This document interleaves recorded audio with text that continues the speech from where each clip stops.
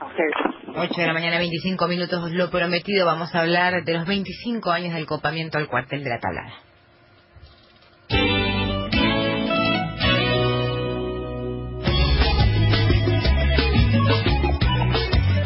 Hace 25 años así amanecía el país. Leo textualmente una parte del libro La Tablada, a vencer o morir, la última batalla de la guerrilla argentina, de Felipe Celese y Pablo Weisberg. Todo parece comenzar como es de rutina la mañana del 23 de enero de 1989. Pero en los últimos 50 metros antes del acceso al RIM 3, el Ford 7000 acelera y embiste el portón. La cadena estalla. Morales y Garnica salen despedidos por el golpe de las hojas de madera. Quedan tirados y conmocionados, pero ven que tras el camión entran a toda velocidad el Falcon de la Baliza y otros 5 vehículos, un Taunus, un Renault 12 Break, un Renault 12, un Renault 11 y una camioneta Toyota. La extensa caravana transporta a 46 personas armadas. ¡Viva Rico! ¡Viva Seineldín! ¡Mueran los generales hijos de puta!, gritan desde el camino y los autos.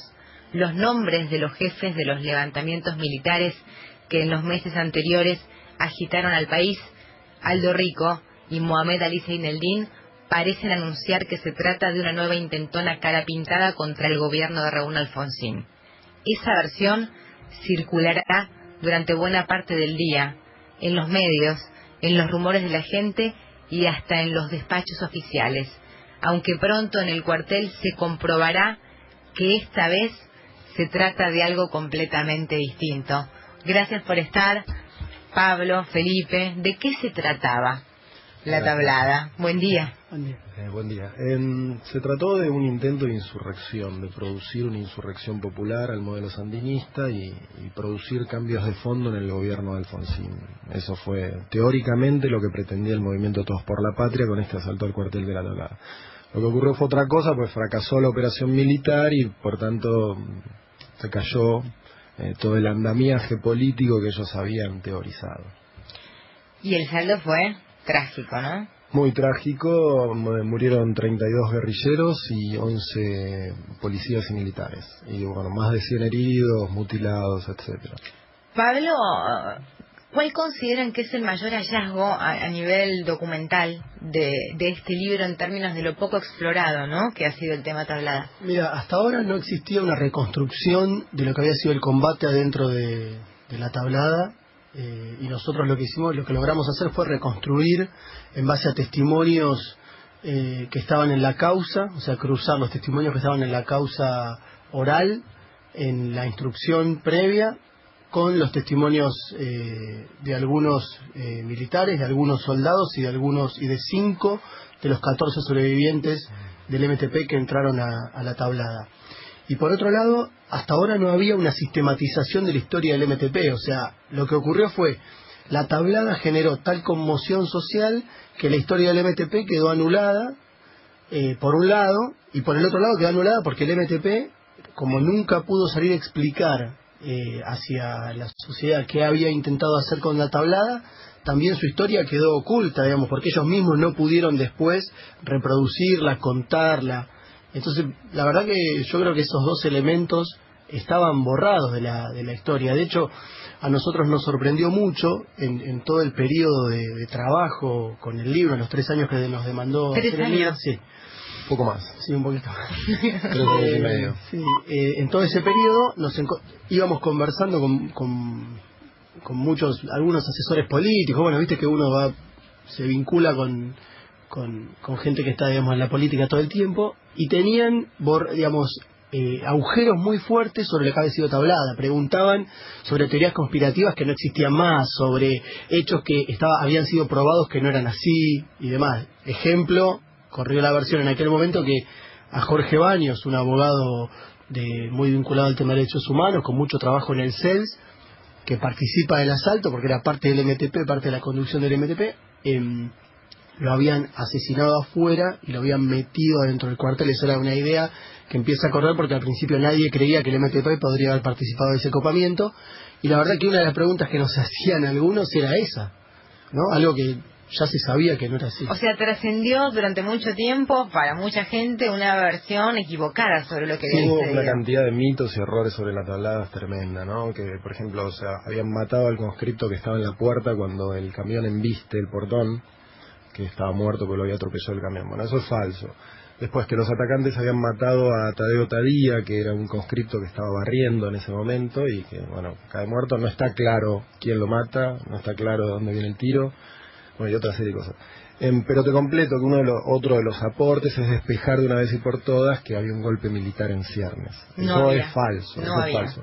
La operación militar se empezó a preparar un año antes y era una excusa operativa, digamos. Ellos habían armado un escenario y sobre la idea esta de que había una salida por derecha y que se estaba urdiendo un golpe en la tablada, que tenía una vieja tradición carapintada, ahí fueron a concretar el asalto. Si les parece, después de las noticias vamos a hablar del MTP, ¿no? Específicamente, claro, de su líder. Y una de las cosas que más me impresionó, no lo terminé, lo empecé, pero lo voy a terminar. Es impresionante, claro, son 25 años. ¿Cómo avanzó la tecnología, no? ¿Por qué no empieza a ver cómo se comunicaban cuando estaban por atacar un regimiento y los recursos eran muy pocos, Dos ¿no? mundos distintos. Qué impresionante en 25 años cuánto avanza la tecnología, ¿no? Mañana Silvestre, con Romina Calderaro, en Del Plata. Y estamos con Felipe Celeste y Pablo Weisberg, autores de La Tablada, a vencer o morir, la última batalla de la guerrilla argentina. Hoy se cumplen 25 años del asalto al cuartel de La Tablada y lo presentan así como la última batalla de la guerrilla argentina. Tenemos que hablar del movimiento Todos por la Patria, tenemos que hablar de Enrique Gorriarán Merlo. ¿Qué era en el movimiento Todos por la Patria y quién era Enrique Gorriarán Merlo en función de lo que investigaron? Mira, Gorriarán Merlo empieza a pensar en un movimiento, en algún sentido, usando un concepto actual transversal, por izquierda, que pudiera unir a todos los integrantes de otras fuerzas, el peronismo, el partido intransigente de aquel momento, la Unión Cívica Radical, lo que había quedado del PRTR, lo que había quedado de Montoneros, digamos, un partido transversal que pudiera unir a ellos, más los sectores católicos de la teología de la liberación. Eso lo empiezan a pensar en 1979 junto con el grupo más cercano a él, que es el que participa en Nicaragua del último periodo de la revolución sandinista. Ese es el grupo con el que aparte, por ejemplo, se asesinan a Somoza en Paraguay, ¿no? Con ese grupo empiezan a pensar esta nueva organización. Y eso tiene un proceso lento, con idas y vueltas, que incluye el vínculo y la relación con un montón de dirigentes y militantes que muchos de ellos iban saliendo de las cárceles de la dictadura con el retorno a la democracia. Fundan la revista Entre Todos en el 84 como una previa para empezar a sumar, digamos, en algún sentido, masa crítica, para acercar militantes, para tener un espacio de contención. Y en mayo del 86 fundan formalmente el movimiento Todos por la Patria. En ese escenario, Gorriarán Merlo, por supuesto, era la cabeza de esa organización, y sin él, el MTP no hubiera existido como tal. Eso es así. Gorriarán venía de un gran triunfo revolucionario al haber ejecutado a Somoza en Paraguay. Digamos, esto había sido un favor que le había hecho a los nicaragüenses, a los sandinistas, que aún hoy reconocen como condición de posibilidad del desarrollo de la revolución, los nicaragüenses. Eso le había granjeado mucho prestigio y un lugar entre los revolucionarios centroamericanos.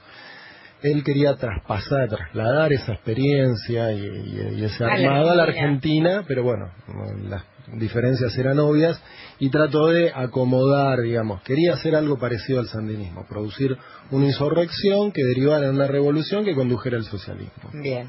Ahora, ¿cómo se explica, como vos bien decías, Pablo, este partido político que empieza con una vocación frentista, democrática, plural, incorporando a viejos y a nuevos cuadros, termina reproduciendo un poco las formas y las lógicas de los partidos típicos de los 70, ¿no? Y con una opción por la lucha armada, claro, en definitiva? Si uno ve la parábola de la historia política del MTP, se da cuenta que al principio optan por, digamos, una política muy de la etapa, ¿no? De construcción transversal, como decía Pablo, amplia, frentista, desideologizada, que ya no acudía a la lucha armada, etcétera. Pero en el 87, cuando ellos se prueban electoralmente en las elecciones de medio término, como cualquier organización naciente, tienen resultados modestos. No meten ningún candidato, tienen pocos votos, no llegan con los avales a ciertos distritos. Bueno, nada, hacen su primera experiencia. Ahí es donde perciben, o por lo menos Gorriarán percibe, que los plazos de acceso al poder por la vía tradicional iban a ser muy largos. Y ahí creemos nosotros, es donde ellos viran y dicen, bueno, de un frente a un partido de vanguardia y vamos por la sencilla. Sí, primero lo que hay es un cambio en términos de línea política ideológica de una cosa movimentista, de un partido con características movimentistas a un partido con características de vanguardia. De hecho, hay un documento que discute el MTP en diciembre del 89 que se llama El rol de la vanguardia, que genera todas las rupturas de los sectores que planteaban más una construcción de tipo movimentista, con desarrollo territorial a más largo plazo, y a partir de diciembre del 89 el MTP va como encaminándose a esa salida. Pero si uno mira para atrás, ¿no?, con el diario del lunes, va hacia ahí. De hecho, hay un militante que se fue del MTP, que nosotros lo entrevistamos bastante, que había tenido un rol bastante destacado como militante político y social en la zona sur del conurbano, y él hace un gesto que es como, él dice, el MTP hasta diciembre del 87 era así y después es así, o sea, hace un movimiento de embudo invertido que para nosotros fue como muy gráfico en ese momento, y la verdad que después eso es lo que ocurre. Hay un lugar común, que es decir que Gorriarán Merlo estaba mal de la cabeza, básicamente, ¿no? O que en un momento tuvo actitudes o conductas delirantes. ¿Ustedes comparten esta mirada? No tenía ninguna patología psiquiátrica, si a eso nos referimos. Después todos estamos un poquito locos, ¿no? Todos tenemos desórdenes de personalidad. Bueno, pero no todos salimos a tomar.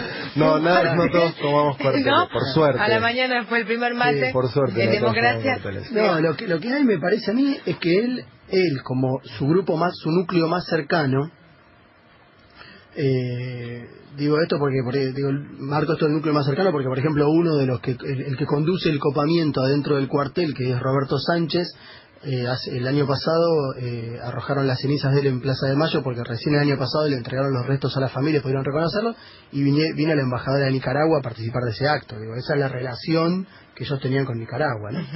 Entonces, él y su grupo más cercano tenían una práctica política, por lo menos desde el 79, incluso un poquito antes también, muy vinculada, por un lado, al final del proceso revolucionario sandinista, que es con lucha armada.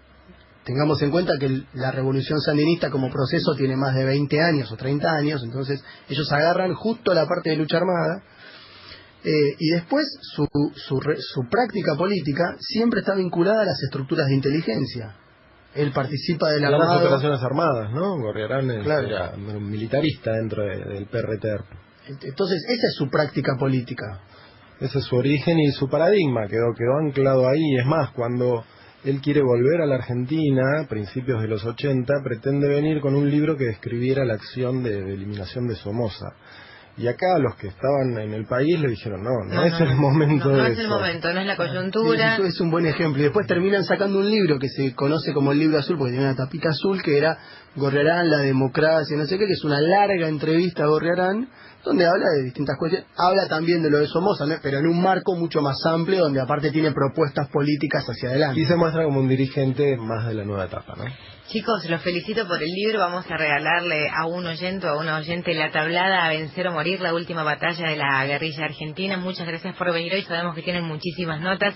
Felipe Celeste, a Pablo Weisberg, coautores de este libro, que me parece muy oportuno. Muchísimas Así que gracias. felicitaciones y gracias por haber venido. A vos. 8 de la mañana.